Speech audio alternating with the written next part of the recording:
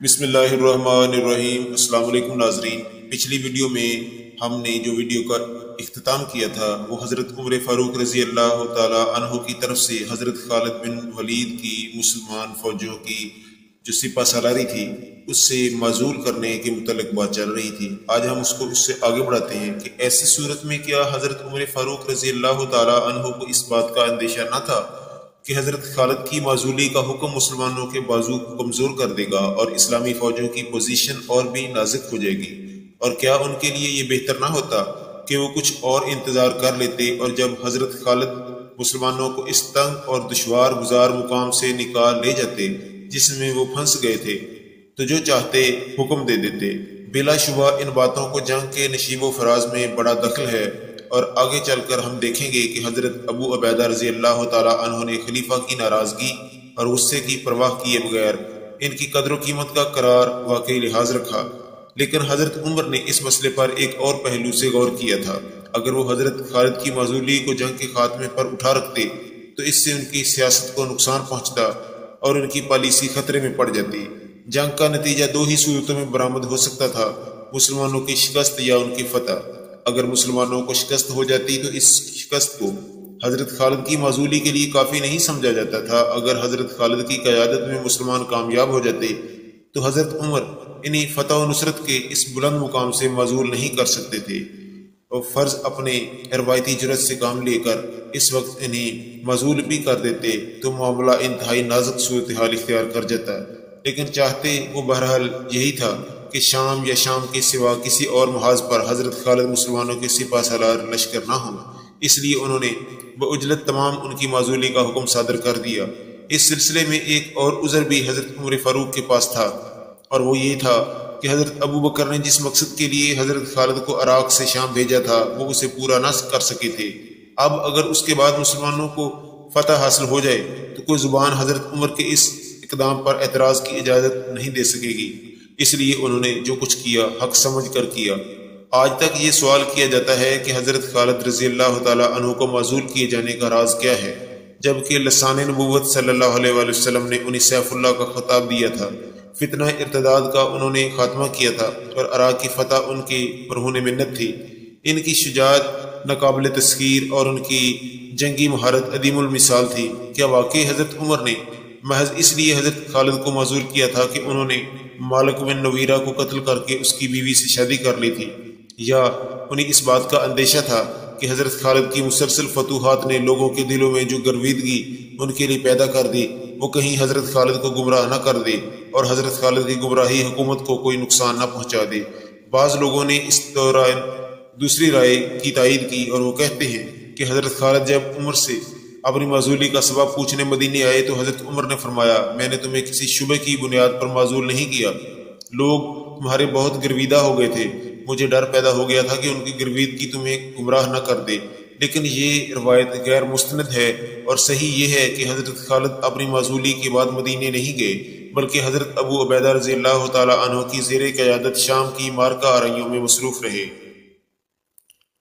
یہاں تک کہ سن 12 ہجری میں حضرت عمر نے ان کو تمام فوجی خدمات سے محروم کر دیا۔ اس طرح میں یہ بھی نہیں سمجھتا کہ ان کی معزولی کا سبب مالک بن نویرہ تھا، بلکہ اس واقعے اور حضرت عمر کی خلافت میں 2 سال کا وقفہ ہے۔ اس وقفے میں حضرت خالد کی قائدانہ عبقریت اپنے انتہائی نقطہ عروج پر پہنچ چکی تھی، اور یمامہ اور عراق کی جنگوں میں ان کے کارہائے نمایاں جزیرہ نمائے عرب اور ایران اور روم میں زبان زدے خاص و عام ہو چکے تھے۔ میرے نزدیک حضرت خالد کی معزولی کا اصل سبب یہ تھا کہ انہیں حضرت عمر کی خلافت سے پہلے اور اس کے دوران میں ان دونوں حضرات کے درمیان باہمی اعتماد کا رشتہ قائم نہ رہا تھا۔ میری یہ مراد نہیں کہ حضرت عمر کو حضرت خالد کی عبقریت اور حضرت خالد کو حضرت عمر کے انصاف پر بھروسہ نہیں تھا،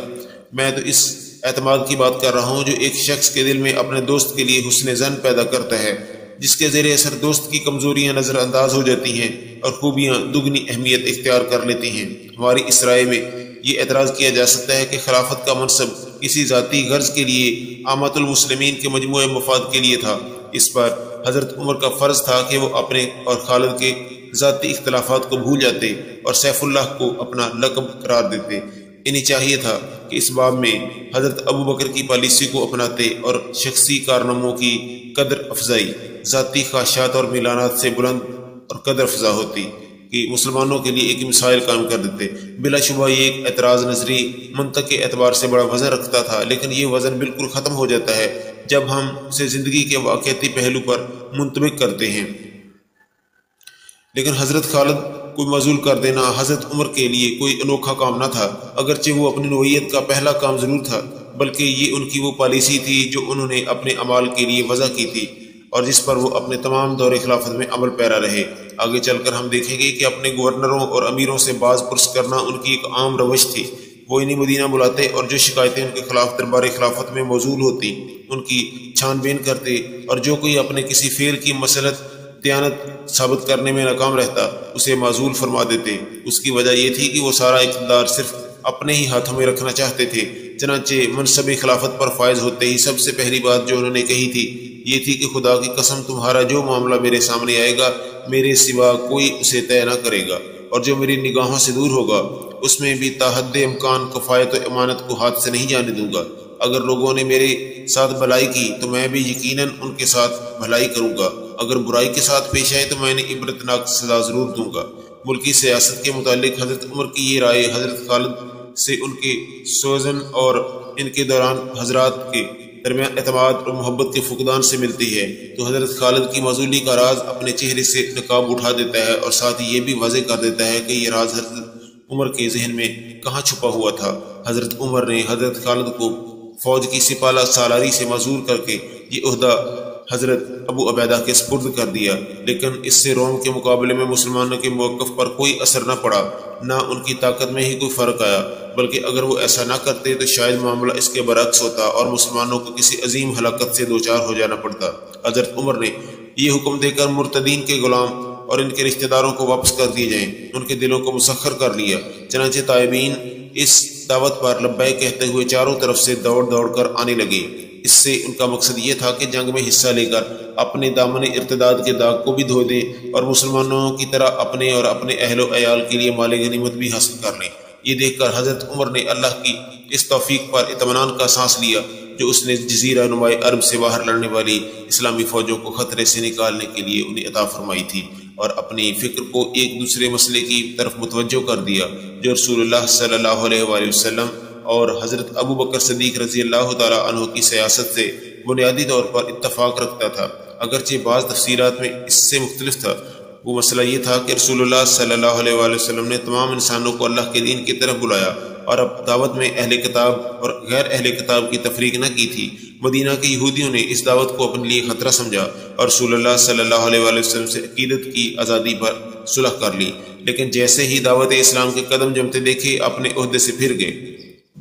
مجبوراً مسلمانوں نے ان سے جنگ کی اور انہیں اپنے مدینے اور جزیرہ نماء عرب کی مختلف یہودی بستیوں سے نکال باہر کیا۔ صرف گنتی کے وہ یہودی باقی رہ گئے جنہوں نے جنگ خیبر کے بعد اس شرط پر صلح کر لی تھی کہ وہ اپنی زمینوں پر کھیتی باڑی کرتے رہیں گے اور اس کے بدلے نصف غلہ مسلمانوں کو دے دیا کریں گے۔ لیکن نجران کے عیسائیوں نے رسول اللہ صلی اللہ علیہ وآلہ وسلم سے محض مباحثے کے لیے ایک وفد بھیجا، اور جب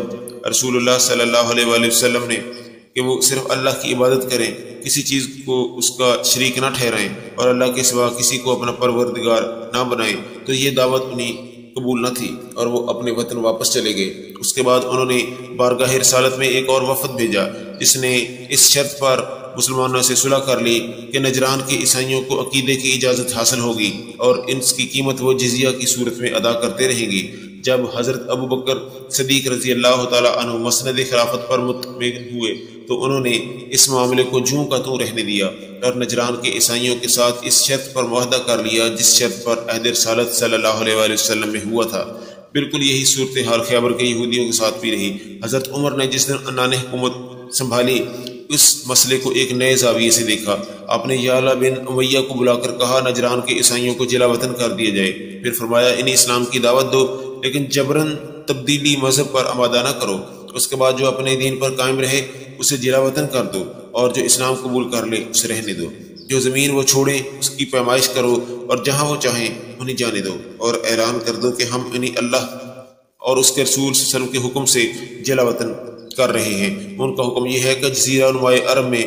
دو دین نہ رہیں، اس لیے جو اپنا دین نہ چھوڑے وہ یہاں سے چلا جائے، بعد میں ہم انہیں ویسی ہی زمین دے دیں گے جیسی وہ چھوڑ کے گئے ہوں گے، اس لیے کہ یہ ان کا ہم پر حق ہے، اور اس فرض کی ادائیگی بھی جس کے متعلق اللہ تعالیٰ نے حکم دیا ہے کہ نجران کے جلا وطن عیسائیوں اور ان کے ہم جوار اہل یمن اور ساحلی علاقوں کے ان لوگوں کو جو ان کے پڑوس میں آ کر آباد ہو گئے ان کا معاوضہ دے دو۔ بعض لوگوں کا خیال تھا کہ حضرت عمر نے یہ پالیسی اختیار کر کے رسول اللہ صلی اللہ علیہ وسلم کی سنت اور حضرت ابو بکر کے اتباع سنت کے خلاف قدم اٹھایا ہے، اس لیے مستشرقین حضرت عمر کے اس اقدام پر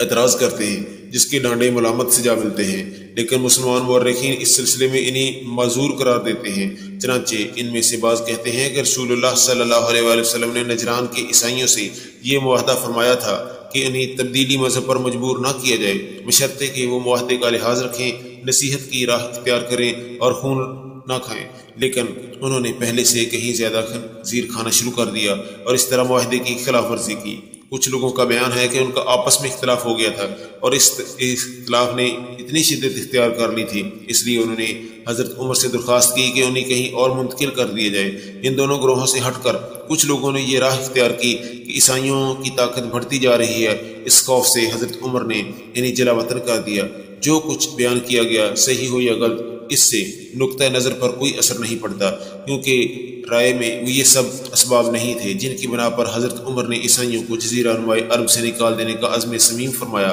بلکہ اس کا اصل سبب ملکی سیاست میں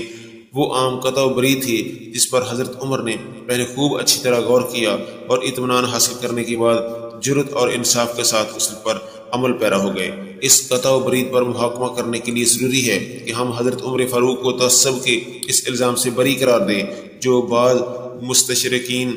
ان پر لگاتے ہیں۔ دور حاضر میں عقیدت کی آزادی کو جو اہمیت حاصل ہے، مستشرقین اسے حجت بنا کر حضرت عمر کے اس فعل پر نکتہ چینی کرتے ہیں، لیکن وہ غلطی پہ ہیں جس نے حقیقت سے لا علمی کی آغوش میں جنم لیا۔ واقعہ یہ ہے کہ حضرت عمر کے عہد میں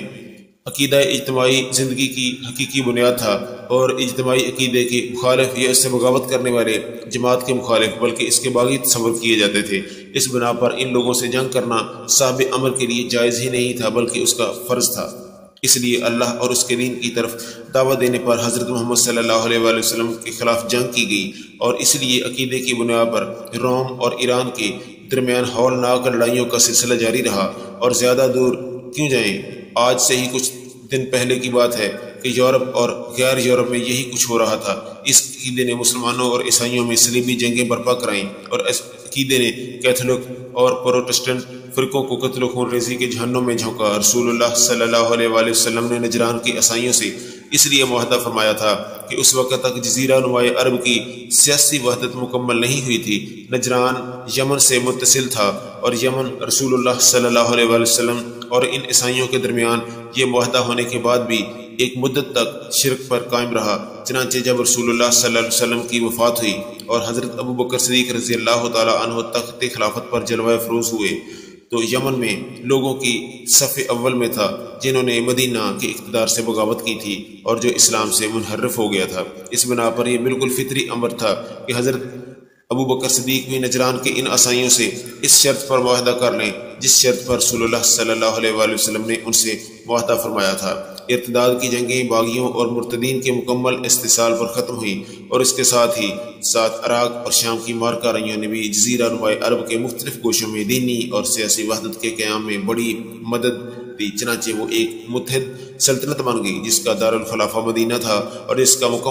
مکمل حاکم رسول اللہ صلی اللہ علیہ وسلم اور خلیفہ۔ اور اس طرح جب حضرت عمر نے مسلمانوں کی امارت سنبھالی، وہ اسباب بالکل ختم ہو چکے تھے جو عہد رسالت صلی اللہ علیہ وآلہ وسلم اور عہد صدیقی میں معاہدہ نجران کی اساس تھے، اور حضرت عمر کے لیے وقت آ گیا تھا کہ وہ ایک ایسی مملکت کے لیے نئی سیاسی پالیسی مرتب کریں جس کے اجزاء جزیرہ نمائی عرب کے شمال سے جنوب تک متحد ہو چکے ہیں، اور جس کا دارالخلافہ بغیر کسی اختلاف اور نزاع کے مدینہ قرار پایا جا چکا ہے۔ عرب کا سارا ملک ایک ایسی متحد سلطنت بن چکا تھا جس کا مذہب ایک تھا، جس کی باغ دوڑ اس شخص کے ہاتھ میں تھی جس کے ہاتھ پر ملک کے عوام نے بالاتفاق بیعت کی تھی۔ چنانچہ اس مملکت کے امیر کا فرض تھا کہ ان تمام اسباب کا قلعہ کما کر دے جو ملک کو کمزوری کی طرف لے جاتے ہوں، اور کسی قوم کی کمزوری کا ایک سبب یہ بھی ہے کہ اس کے افراد مختلف جنسوں ایسے متعدد مذہبوں میں بٹے ہوئے ہوں جن کا اپنے ماننے والوں پر غیر معمولی اثر و اقتدار ہو۔ یہ ایک ایسی حقیقت ہے جو ہمیشہ سے مسلم ہے۔ یہی وجہ ہے کہ آج سے کچھ ہی دنوں پہلے تک ایسے معاہدات مرتب کیے گئے جن کی روح سے ایک نسل کے افراد کسی خاص علاقے میں منتقل ہو گئے ہوں، اور یہی وجہ ہے کہ دنیا کی کوئی ترقی یافتہ قوم اسے برداشت نہیں کرتی اس میں ایک سے زیادہ قانون رائج ہوں۔ اسلام کے بعض احکام عیسائیت سے کلیتاً اختلاف رکھتے ہیں۔ اسلام سود سے منع کرتا ہے لیکن عیسائیت اسے جائز سمجھتی ہے۔ اسلام شراب کو حرام قرار دیتا ہے لیکن عیسائیت میں شراب حلال ہے۔ اسلام ایک خدا کو مانتا ہے لیکن عیسائیت 3 خداؤں کی قائل ہے، اور یہ وہ مقررات ہیں جن کا اس زمانے میں اتنا اثر تھا کہ ان سے کوئی شخص بے تسوی نہ برت سکتا تھا، جس طرح آج کل عقیدے کی آزادی کے نام پر برتی جاتی ہے۔ اس اعتبار سے کوئی تعجب نہیں کہ اگر حضرت عمر نے اس پر اصرار کیا ہو کہ جزیرہ نمائے عرب میں بیک وقت 2 مذہب یکجا نہیں رہنے دیے جا سکتے، جبکہ ملک کے تمام عربوں کا صرف ایک ہی مذہب تھا جو انہوں نے عہد رسالت صلی اللہ علیہ وآلہ وسلم میں قبول کیا تھا، اور عہد صدیقی میں اس سے منحرف ہو کر بھی اس طرح کی طرف رجوع ہوئے تھے۔ یہ مذہبی اتحاد اہل ملک کے آرام و اطمینان اور باہمی اتحاد کے استقرار و استقلال کی ضمانت تھا۔ اس لیے حضرت عمر نے اس بات کی کوشش کی کہ مسلمانوں اور غیر مسلموں میں ایسے جھگڑے پیدا نہ ہوں جو ان کے اطمینان اور اتحاد کو پارا پارا کر دیں۔ چنانچہ یہی انہوں نے کیا، اور اس لیے یعلا بن امیہ کو بلا کر حکم دیا کہ نجران کے عیسائیوں کو جلا وطن کر دیا جائے۔ اس باب میں حضرت عمر کا یہ فعل ستائش کا مستحق ہے، نہ کہ اتہام و ملامت کا۔ انہوں نے کیتھولک اور پروٹسٹنٹ فرقوں کی اکثریت کی طرف یہ نہیں کیا کہ اپنے مذہبی حریفوں کے خلاف ہنگامہ آرا ہوئے تو ایک دوسرے کو وحشیانہ مظالم کا نشانہ بنا کر انتہائی سفاکی اور بے دردی کے ساتھ قتل کر دیا، بلکہ یعلا بن امیہ کو سب سے پہلے یہ تاکید کی نجران کے عیسائیوں کو بالجبر تبدیل مذہب پر آمادہ نہ کیے جائے، اس کے برعکس انہیں پوری آزادی دی جائے کہ چاہیں تو اپنے مذہب پر قائم رہیں اور چاہیں تو اسلام قبول کر لیں، اور اگر وہ ترک مذہب پر ترک وطن کو ترجیح دیں تو جزیرہ نمائے عرب کے باہر انہیں ایسی زمین دی جائے گی جو اس اعتبار سے ان کی متروکہ زمینوں کے مماثل ہو۔ ان حالات میں ہر انصاف پسند یہی کہے گا کہ ان پر کوئی ظلم نہیں کیا گیا، بلکہ ان کے ساتھ وہی شریفانہ سلوک روا رکھا گیا جو کسی اقلیت کو اس کی اکثریت کے علاقے میں منتقل کرتے وقت آج کل کی ترقی یافتہ حکومتیں اس کے ساتھ روا رکھتی ہیں، جہاں وہ نسلی یا مذہبی اختلاف کی بنیاد پر اپنے ہمسایہ اکثریت کے جور و ستم سے محفوظ رہ سکیں۔ جو لوگوں کو یہ معلوم ہوا کہ حضرت عمر نے نجران کے عیسائیوں کی جلا وطنی کا حکم دے دیا ہے تو انہیں اس میں کوئی شبہ نہ رہا کہ اب یہودی اور دوسرے غیر مسلم بھی تمام جزیرہ نمائے عرب سے نکال دیے جائیں گے، ہر چند کہ یہ سیاست ان کے لیے نہیں تھی، مگر انہوں نے اسے پسند نہ کیا اور نہ اس پر متعجب ہی ہوئے، بلکہ زیادہ تعجب شاید انہیں اس وقت ہوا تھا جب ابو عبیدہ ثقفی اس عراقی لشکر کے سردار بنائے گئے تھے جس میں مدینہ کے بڑے بڑے مہاجرین اور انصار شامل تھے، اور اس سے بھی زیادہ حیرت انگیز ان کے نزدیک وہ لمحہ تھا جب حضرت خالد بن ولید کو شامی قیادت سے معزول کیا گیا تھا، لیکن ان کا تجربہ تھا کہ حضرت عمر معاملات کو بڑی جرت اور انصاف کے ساتھ طے کرتے ہیں، اور انہیں یاد تھا کہ فاروق اعظم نے عہد رسالت صلی اللہ علیہ وآلہ وسلم اور عہد صدیقی میں بڑے بڑے کارنامے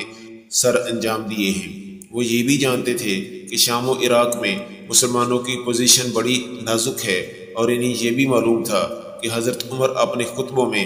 اپنی ذات سے صرف نظر کر کے عامۃ المسلمین کی بھلائی کے لیے ہمتاً ارجو الی اللہ ہوتے ہیں۔ ان وجوہ کی بنا پر انہوں نے یہی سمجھا تھا کہ یہ تمام معاملات حضرت عمر کی ذمہ داری پر چھوڑ کر خود بارگاہ رب العزت میں انتہائی خشوع و خضوع کے ساتھ دعا مانگیں کہ جس طرح اللہ نے حضرت ابو بکر کو اپنی توفیق سے نوازا تھا، اسی طرح حضرت عمر کو اپنی ہدایت اور نصرت سے بہرہ یاب فرمائے۔ حضرت عمر کا کوئی خطبہ ایسا نہ ہوتا تھا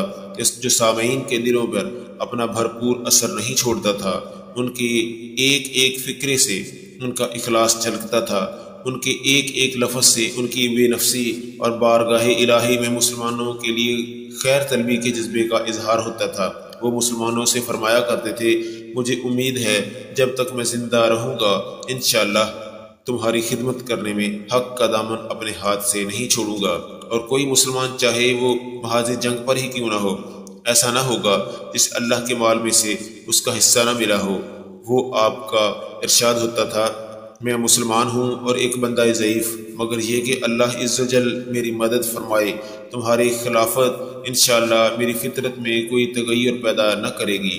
عظمت تو صرف خدائے بزرگ و برتر کے لیے ہے، بندوں کا اس میں کوئی حصہ نہیں۔ تم میں سے کوئی یہ نہ کہہ سکے گا کہ جب سے عمر خلیفہ ہوا ہے بدل گیا ہے۔ میں اپنا حق جانتا ہوں اور اپنی ایک ایک بات کھول کھول کے تمہارے سامنے رکھتا ہوں۔ اگر کسی کی کوئی حاجت پوری نہ ہوئی ہو، یا کسی پر ناحق ظلم کیا گیا ہو، یا کسی کو میرے مزاج سے کوئی تکلیف پہنچی ہو، تو وہ آ کے مجھے پکڑے، کیونکہ میں بھی تم جیسا ہی ایک انسان ہوں۔ مجھے تم سب سے زیادہ تمہاری بھلائی محبوب ہے اور تمہاری تکلیف مجھ پر ایک بوجھ ہے۔ مجھے اپنی امانت ذمہ داریوں کا پورا احساس ہے۔ جو مسئلہ میرے سامنے آئے گا انشاءاللہ العزیز میں خود ہی اسے حل کروں گا، کسی دوسرے پر نہیں چھوڑوں گا۔ مجھے صرف دیانتدار اور مخلص کارکنوں کی ضرورت ہے، اور انشاءاللہ میں ایسے ہی لوگوں کو اپنی امانت سپرد کروں گا۔ یہ اور اس قسم کی باتیں تھیں جن سے حضرت عمر اپنے خطبوں سے عوام کا دل موہ لیتے تھے، اور جب سے انہوں نے مرتدین کے غلاموں کو ان کے رشتہ داروں کے پاس بھیجنے کا حکم دیا تھا،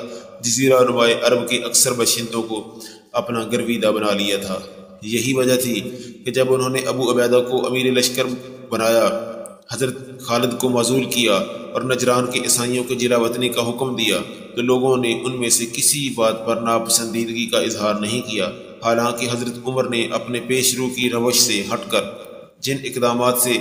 اپنے عہد کا آغاز فرمایا تھا اور جن پر وہ نہایت مضبوطی سے قائم تھے، عوام کے لیے وہ بلا شبہ ایک نئی بات تھی۔ اور آخر انہیں کیا پڑی تھی کہ وہ حضرت عمر کی اس نئی سیاست کو ناپسند کرتے یا اس پر معترض ہوتے، جبکہ وہ